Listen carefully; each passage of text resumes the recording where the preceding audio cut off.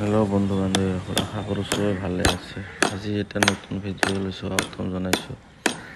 এই ভিডিঅ'টো হ'ল আজি আমি আপন গ্লাছ ৰেলিং ফিটিং কৰে কেনেকৈ সেইটো দেখুৱাই দিম।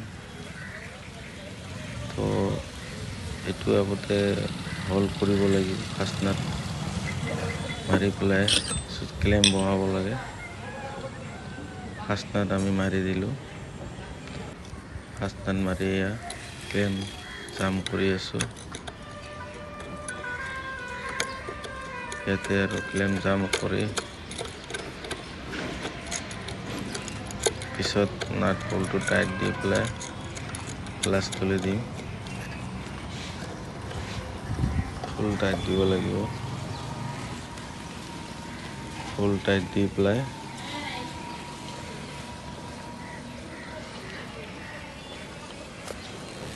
ইয়াৰ পিছত আহি যাব আমাৰ গ্লাছ। ইয়াৰ গ্লাছ উঠি গ'ল, ব্লেক গ্লাছ, ব্লেক টাপন গ্লাছ হয়।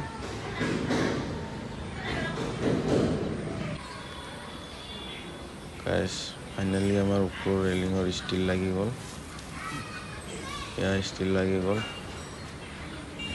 কমপ্লিট হৈ গ'ল। এয়া ভিডিঅ'টো ভাল লাগিলে লাইক, কমেণ্ট, শ্বেয়াৰ আৰু ছাবস্ক্ৰাইব কৰিব নাপাহৰিব গাইছ। কোনোবাক লাগিলে কণ্টেক্ট কৰিব পাৰিব।